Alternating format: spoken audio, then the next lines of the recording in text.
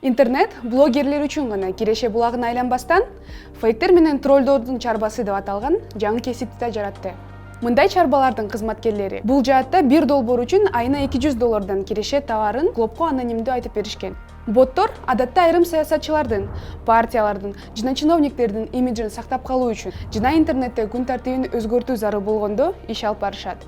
Президент Садыр Жапаровдун имиджинин үстүндө да фейктер троллдор активдүү иштеп келет. Троллдордун активдүүлүгү айрыкча шайлоо алдындагы үгүт учурунда байкалат. 2021 жылдын ноябрынан 2022 жылдын январына чейин баштан-башта кыймылы Кыргызстандагы саясатчылардын жана партиялардын кызыкчылыктарын үгүттөгөн Facebook'тагы фейк аккаунттарды изилдеген.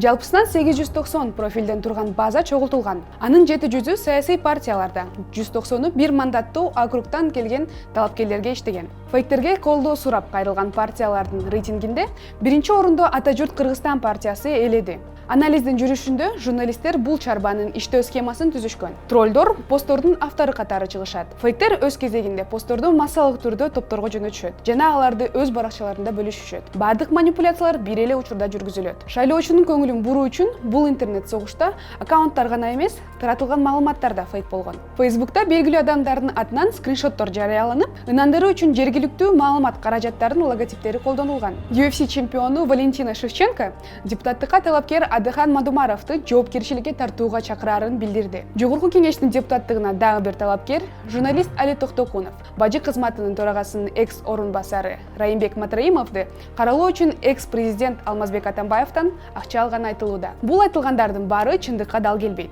Ал эми посттор жарандарга туура эмес маалымат берүү максатында фейктер тарабынан түзүлгөн. Четке кагуулар айтылганы менен, фейк чарбалардын, троллдордун аракеттери шайлоонун таза өтүшүнөн коркунуч жаратууда. Мисалга, швейцариялык басылма Дональд Трамптын АКШдагы шайлоодогу жеңишиндеги чоң маалыматтардын ролу боюнча иликтөө жүргүзгөн.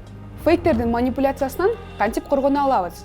Кыргызстанда бир нече жылдан бери фейк жана троллдор чарбалары иштеп келет. Барган сайын алар өз жөндөмүн өркүндөтүп, журналисттерге бул көрүнүштү изилдөөнү татаалдаштырышат. Фейк жана троллдор якут, бурят жана казактардын сүрөттөрүн профилдерине коюп келет. Мисалга алсак, Алтынай Камилованын аккаунтундагы сүрөт чынында бурятиялык модель Аюна Албашеевага тандык. Бул колдонуучу Ата журт Кыргызстан партиясынын колдоо менен чектелбестен, оппозициялык Атамекен жана Бүтүн Кыргызстан партияларын активдүү сындаган. Боттор эми жасалма интеллект тарабынан түзүлгөн сүрөттөрдү колдонуп башташты.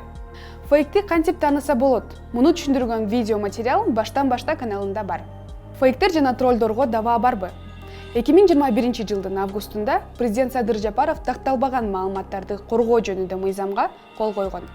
Документ жарандардын нааразычылыгына жана эксперттердин бул мыйзам долбоору маалымат каражаттарына жана сөз эркиндигине басым жасоо үчүн колдонулат деген билдирүүсүнө карабай кабыл алынды.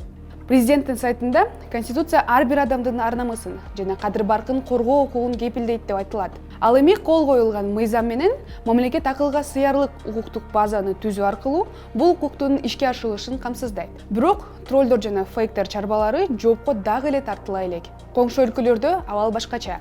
2020 жылы Украинадагы аймактык шайлоонун алдында коопсуздук кызматынын кибер эксперттери бот чарбасынын кеңсесин табышкан.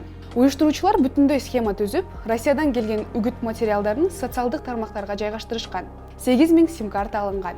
Казакстанда январдагы окуялардан кийин Ички иштер министрлигинин тергөө башкармалыгы социалдык тармактарда 43 чет элдик аккаунт табышкан. Башкармалыктын башчысы Санжар Алиев фейк билдирүүлөрдүн басымдуу бөлүгү чет өлкөдөн келип жаткандыгын айтып кеткен.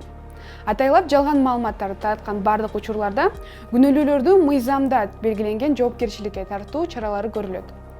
Кыргыз бийлиги фейктерге жана троллдорго каршы чара көрбөсө деле, сиз коомдук пикирди бурмалаган бот чарбаларга каршы күрөштө өз салымыңызды кошо аласыз. Биз фейктердин жана троллдордун тизмесин жарыяладык. Бул базанын жардамы менен сиз досторуңуздун тизмесинде боттордун бар жоктугун текшере аласыз. Социалдык тармакта аларды блоктоо үчүн Facebook администрациясына арыздансаңыз да болот. Социалдык тармактардын алгоритмдери мындай жасалган.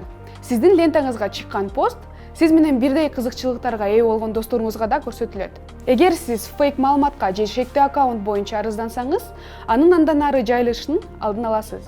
Бул иш-аракеттер өлкөнүн санариптик коопсуздугуна салым кошот. Биздин фейктер базасын досторуңуз менен бөлүшүңүз. Өзүңүздү жана жакындарыңызды туура эмес маалыматтардан коргоңуз.